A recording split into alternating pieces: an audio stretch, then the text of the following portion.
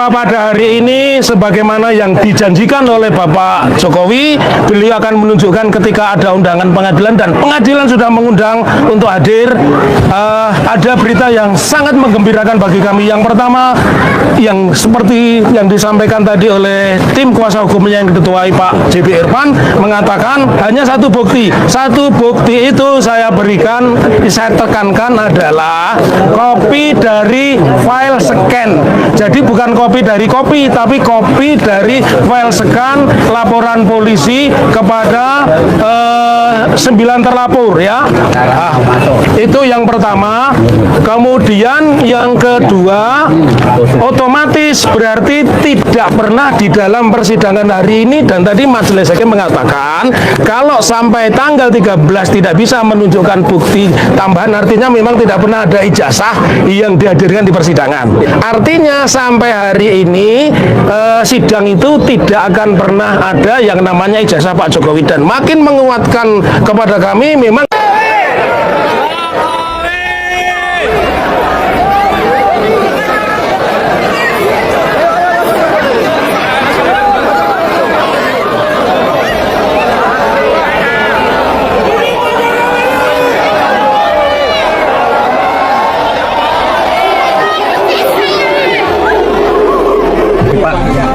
nanti kehadiran Bapak di sidang akan seperti apa, dan beliau tegaskan bahwa nanti saya akan hadir di persidangan dan menunjukkan ijazahnya. Jadi itu hal-hal yang mungkin kalau selama ini masih dipertanyakan oleh berbagai pihak mengenai Pak Jokowi nggak akan hadir, ijazahnya tidak akan tunjukkan, itu tidak benar, dan kami tegaskan Pak Jokowi akan hadir nanti di persidangan dan menunjukkan ijazahnya. Dari SD semua dari SD, walaupun yang dipersoalkan yang UGM mungkin, tapi yang sebelum-sebelumnya Pak Jokowi juga berkenan untuk menunjukkan.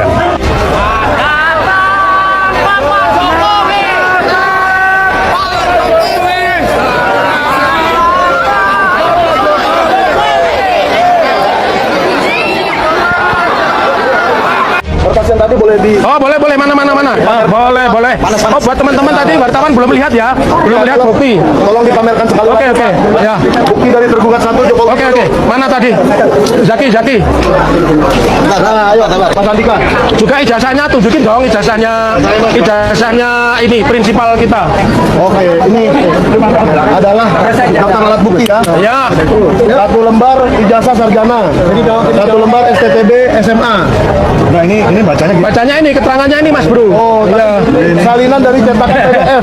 Hasil scan dokumen. Mungkin Dian Sandi, mungkin ya. Mungkin dari Dian Sandi. Ya. Ada apa lagi? Artinya memang tidak pernah ada ijazah yang dihadirkan di persidangan ya.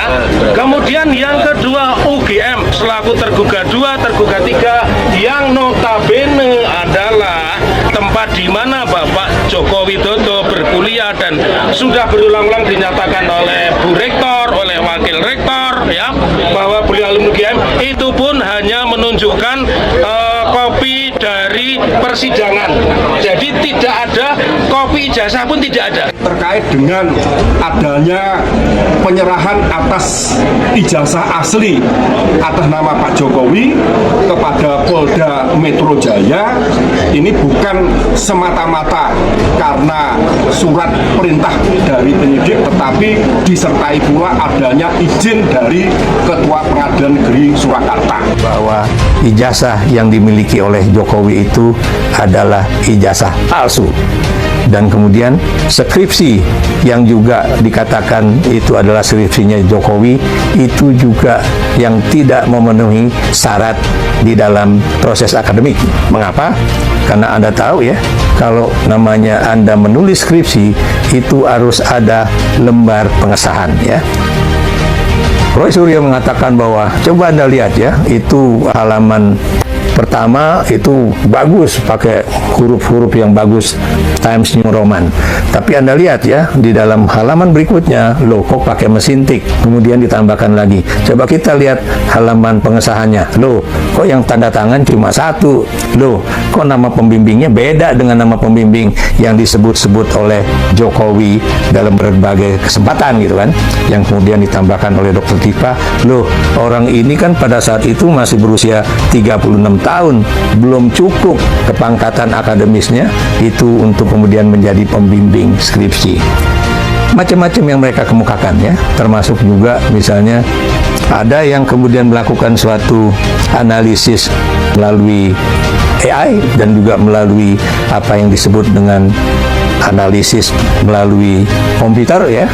Ternyata misalnya skripsi yang dikatakan ditulis oleh Jokowi itu baru ditulis pada 2018 dan kemudian baru dimasukkan menjadi bagian dari daftar elektronik ya, tesis dan juga disertasi di UGM pada 2019 ya, dan kemudian editan terakhir itu baru dilakukan pada kalau nggak salah 16 April 2025.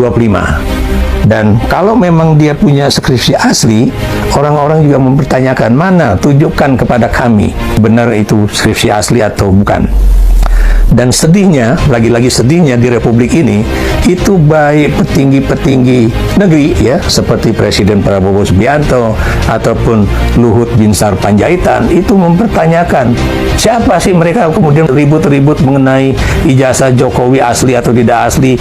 Bagaimana orang dia udah menjadi Presiden Republik Indonesia 10 tahun gitu kan, dan kemudian dia juga udah pernah menjadi gubernur di DKI Jakarta, pernah menjadi wali kota Solo dan sebagainya, termasuk juga ada teman juga dari PDIP ya, kemudian mengatakan ya buktikan aja, mereka yang kemudian ingin buktikan itu ijazah Jokowi itu asli atau tidak asli ya, mereka yang buktikan. Pertanyaan saya, mereka sudah membuktikan bahwa ijazah tersebut, skripsi tersebut itu tidak asli atau palsu ya. Dan kemudian kalau kemudian petinggi negeri ataupun dari Universitas Gadjah Mada tidak mau membuka diri ya, ini buat saya ini benar-benar mencoreng wajah kita ya. Bagaimana seorang pemimpin kemudian terus-menerus menutup diri untuk memperlihatkan mana ijazah aslinya ya. Kenapa? Sebab kalau dia benar-benar punya ijazah asli dan berbeda dengan ijazah yang selama ini dipertunjukkan baik itu oleh anggota Partai Solidaritas Indonesia ataupun oleh Jokowi kepada awak media, ini loh, lihat nih, ini ijazahnya, padahal ijazah itu yang kemudian sudah dianalisis oleh Roy Suryo, oleh Dr. Tifa, bahwa itu bukan ijazah asli, karena dari sisi fotonya juga bukan fotonya Jokowi, dari sisi lambang UGM juga tidak kena ke foto Jokowi ya, jadi dianggap foto Jokowi itu cuma foto tempelan ya. Dan kemudian ada juga yang kemudian pembela hukum beliau ya, pembela hukum Jokowi, mengatakan bahwa mereka yang tetap menuntut agar Jokowi menunjukkan ijazah aslinya tidak memiliki katanya legal standing untuk mempersoalkan itu. Padahal buat saya yang namanya Jokowi diharapkan menunjukkan ijazah aslinya ini bukan ada kaitannya dengan persoalan kasus hukum atau bukan kasus hukum. Ini adalah persoalan kejujuran akademis, etika akademis, moral akademis dari seorang pemimpin bangsa ya. Kalau kemudian seorang pemimpin bangsa atau pernah menjadi pemimpin bangsa ternyata melakukan suatu pemalsuan ijazah, buat saya ini memang ada efek hukumnya, tapi yang lebih penting dari itu adalah dia tidak jujur karena dia menggunakan ijazah palsu atau juga proses menjadi sarjananya itu juga tidak berjalan dengan apik. Kenapa? Karena pertanyaan-pertanyaan dari Dr. Rismond misalnya ya, kapan misalnya dia ikut kuliah kerja nyata, di mana, di daerah mana ya, dan kemudian ada beberapa poin juga yang adalah bagian dari proses akademik baik di UGM atau di universitas yang lain ya, itu juga ternyata tidak dijalani oleh Joko Widodo atau tidak bisa ditujukan oleh UGM kepada masyarakat ya. Dan sekarang kita juga tahu ya, baik itu mantan petinggi UGM dengan petinggi UGM sekarang, dengan juga berbagai alumni atau juga anggota dari Kagama ya, Kagama itu adalah keluarga Gadjah Mada ya, Universitas Gadjah Mada, Dan buat saya, Kagama itu adalah suatu organisasi anggota alumni dari Universitas Gadjah Mada yang sangat solid biasanya. Tapi dalam kasus ini, rupanya mereka juga ada yang masih mengatakan ijazah Jokowi itu asli, tapi tidak sedikit pula yang mengatakan bahwa Jokowi tidak punya ijazah asli. Apabila ijazah tersebut memang benar-benar asli, sumpah pemutus ini adalah betulnya merupakan karpet merah. Assalamualaikum warahmatullahi wabarakatuh. Kembali dengan saya, Wirawan Adnan, salah satu advokat dalam persidangan citizen lawsuit di Pengadilan Negeri Surakarta. Alhamdulillah ya, kami para tergugat dari alumni UGM itu telah selesai menyampaikan kesimpulan atas persidangan citizen lawsuit yang pengadilan ini adalah atau gugatan ini secara khusus menguji keabsahan ijazah S1-nya Pak Jokowi ya. Jadi khususnya tentang itu. Pada kesempatan ini kami ingin menyampaikan salah satu kesimpulannya ya, perihal salah satu fakta persidangan, yaitu khususnya soal sumpah pemutus ya. Kami penggugat yaitu para alumni UGM ya telah mengajukan permohonan baik secara lisan maupun secara tertulis di hadapan majelis hakim dalam lanjutan sidang citizen lawsuit yang diajukan oleh 2 orang alumnus dari Universitas Gadjah Mada. Saya mengucapkan selamat kepada Anda karena dugaan Anda benar dan Anda bisa dengan tepat membaca perilaku dari mantan Presiden Republik Indonesia yang ke-7 itu. Tapi kalau Anda termasuk yang masih berharap ya, Jokowi siapa tahu hari ini benar-benar menunjukkan ijazahnya di depan majelis hakim dalam sebuah persidangan, Anda juga tidak terlalu salah-salah amat. Sebab Jokowi sendiri sudah menyampaikan janjinya secara terbuka, diliput oleh media, katanya akan menunjukkan ijazahnya bila diperintahkan oleh majelis hakim. Jokowi bahkan berjanji tidak hanya membawa ijazah dari Fakultas Kehutanan, ijazah insinyurnya dari Fakultas Kehutanan, tapi juga membawa semua ijazah yang dimiliki sejak SD, SMP, hingga SMA. Tapi ternyata hari ini boro-boro ijazah SD, SMP, SMA-nya, termasuk juga ijazah yang dimilikinya pun ijazah UGM yang paling banyak ditunggu-tunggu itu juga tidak ada di persidangan, tidak dihadirkan di persidangan. Jokowinya sendiri juga tidak hadir. Bahkan pengacaranya yang hadir mewakili Jokowi pun juga tidak membawanya. Supaya Anda nggak terlalu merasa bersalah dan kecewa, coba yuk kita simak lagi apa yang disampaikan Jokowi pada tanggal 23 Desember lalu. Ya, kalau diminta oleh yang mulia hakim, saya akan datang, terutama untuk menunjukkan ijazah asli dari SD, SMP, SMA, sampai S1. Akan saya tunjukkan semua. Tapi ini bukan hanya Jokowi loh yang menyatakan bahwa dia itu akan membawa ijazahnya ke depan persidangan kalau diperintahkan oleh majelis hakim. Sehari berselang, ini tanggal 24 Desember 2025 ya, seusai bertemu Jokowi di rumahnya di kawasan Sumber Solo, pengacara Jokowi, YB Irfan, menegaskan bahwa dia sudah mendapat izin dari Jokowi untuk mengajukan peminjaman ijazahnya kepada penyidik Polda Metro Jaya, supaya ijazahnya Jokowi itu bisa ditunjukkan di muka hakim dalam persidangan hari ini maksudnya ya.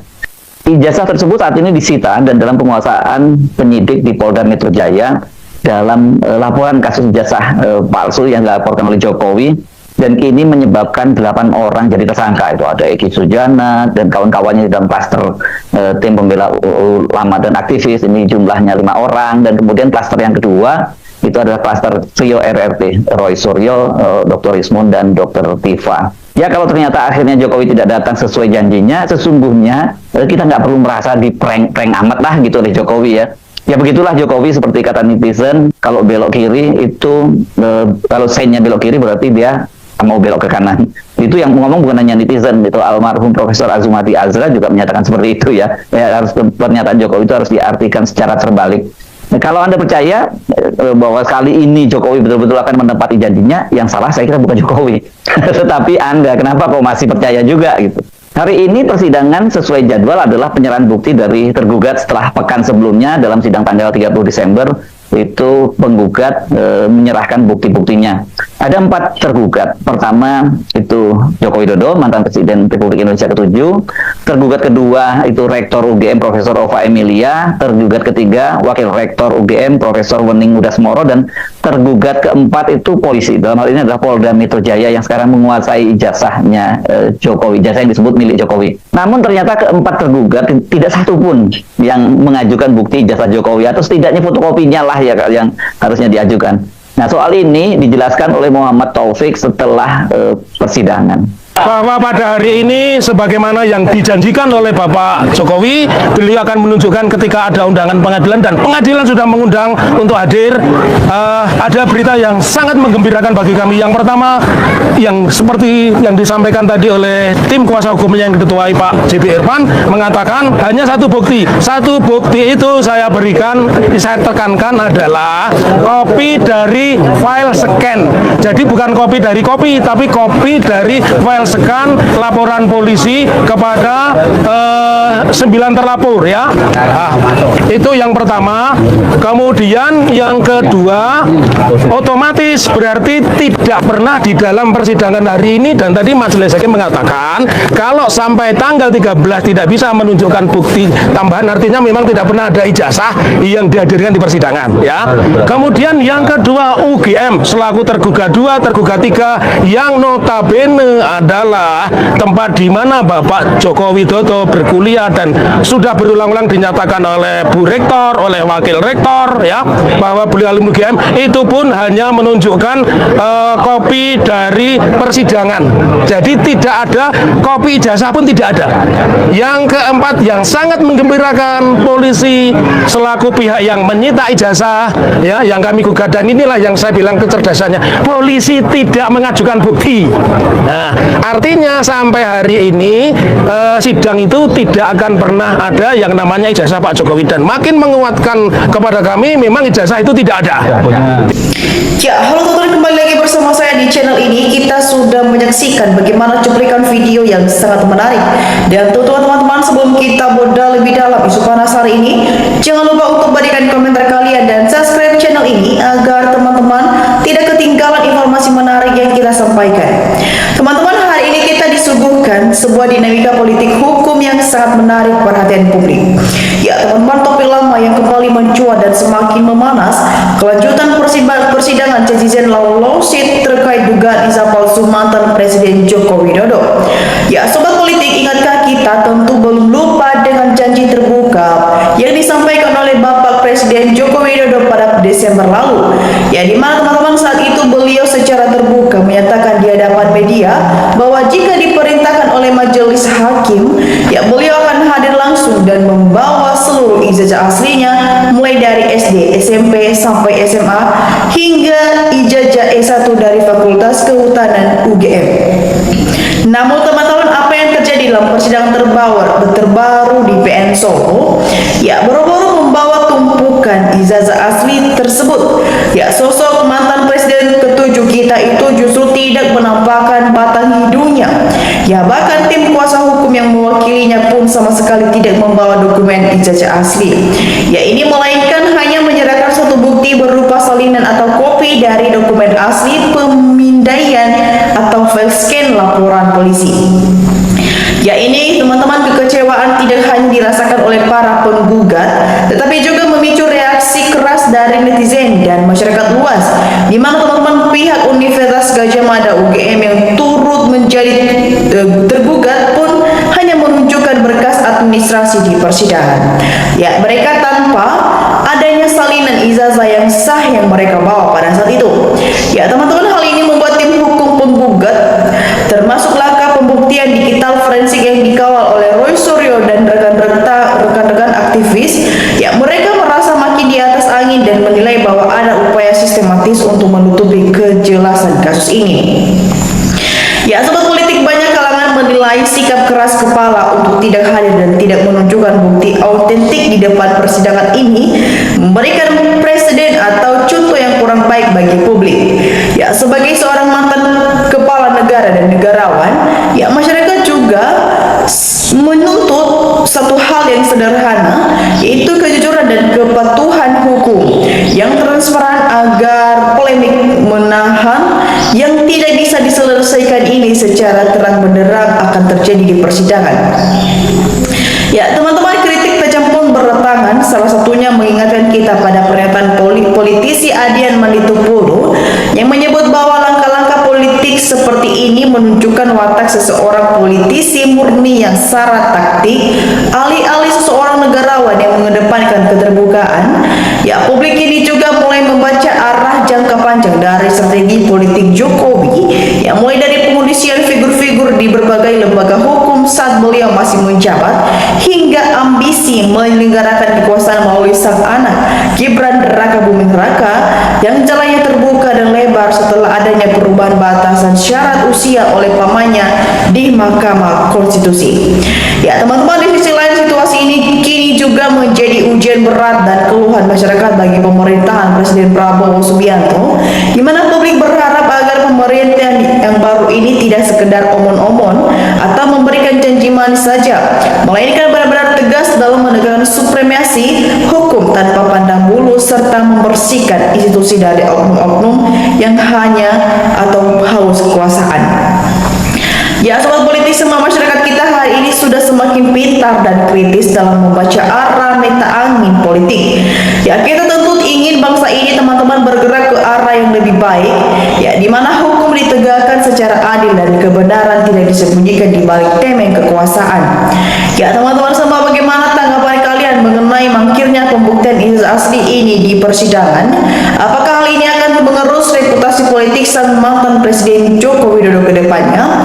Ya, teman-teman, mari kita untuk menulis analisis dan kritis kita secara cerdas di kolom komentar di bawah, karena di sana kita akan berdiskusi bersama. Ya, teman-teman, jangan terlalu ketinggalan informasi dari kita. Jangan lupa untuk klik tombol subscribe dan aktifkan lonceng notifikasi agar selalu mendapatkan notifikasi menarik lainnya dari channel ini. Nah, teman-teman semua, kita melihat juga di kolom komentar di bawah ada banyak tanggapan dari netizen, dan mari kita saksikan bersama, teman-teman, bagaimana perkembangannya. Ya, teman-teman, di sini sampaikan oleh kita Fajmi. Di sini dia berpendapat, teman-teman, usut tuntas agar kebohongan ijazah palsu untuk menjadi pejabat tidak terjadi lagi. Ya, teman-teman, Jamariso memberikan tanggapannya, kenapa tidak membahas hukuman buat Jokowi, OVUM, dan Kapolda. Ya, teman-teman, kita lanjut di sini juga, teman kita Sigma saja. Kebohongan terstruktur dan terencana untuk pegang kekuasaan harus dihukum berat. Teman-teman, kita lanjut di sini juga, teman kita untuk Kurniadi, tangkap Jokowi. Ya, Joko Prianto juga memberikan tanggapannya, teman-teman, harus diadili. Orang tidak punya malu dan berpengkhianat, mengkhianati 270 juta orang se-Indonesia. Ya, teman-teman, kita lanjut. Surahati memberikan juga tanggapannya, para penganggung pemuja Jokowi ikut tanggung jawab di dekat akhirat. Ya, teman-teman, kita lanjut di sini juga, teman kita Reni Namangsyari memberikan tanggapannya, adili penjarakan Jokowi dan semua yang terlibat 10 tahun menipu 280 juta rakyat Indonesia, surut Jokowi bayar hutang negara karena emang dia yang bikin utang tersebut. Ya, teman-teman, kita lanjut di sini juga, teman kita Edi Sutrisno memberikan tanggapannya, siapapun manusia yang tidak pernah jujur dan suka berbohong baru akan menyesal di akhir hidupnya. Teman-teman, kita lanjut di sini juga, teman kita Umar Raya memberikan tanggapan, dosa apa negara Indonesia ini kok punya pemimpin pembohong seperti itu. Ya, teman-teman, kita lanjut di sini juga, teman kita Dadi. Di sini dia berpendapat, teman-teman, seret paksa Jokowi kalau dia nggak datang ke pengadilan. Ini orang benar-benar sudah melecehkan pengadilan dan tatanan hukum. Teman-teman, kita lanjut. Adi Sunarno memberikan juga tanggapannya, Jokowi sudah berkali-kali mangkir, harus dijemput paksa, tinggal keberanian memutuskan. Fakta-fakta sudah semakin jelas, kecuali hakim yang masuk angin saja yang nggak berani memutuskan. Teman-teman, Sugir memberikan juga tanggapannya, sini kasus Jokowi biar cepat selesai, rakyat saja yang mengadili, langsung seret saja. Ya, teman-teman, kita lanjut di sini juga, kita Askar memberikan tanggapannya, duitnya banyak sekali bisa bayar hutang negara. Jokowi dan antek-antek yang menterinya termul semuanya dan aparat negara membela pengusaha dan penguasa. Ya, teman-teman, kita lanjut di sini juga, teman kita Sohar Telina memberikan tanggapannya, kalau terbukti palsu cabut semua fasilitas yang sudah diberikan. Para penipu, tangkap semua yang mendukung kepalsuan. Nah teman-teman semua, bagaimana tanggapan kalian mengenai isu polemik ini?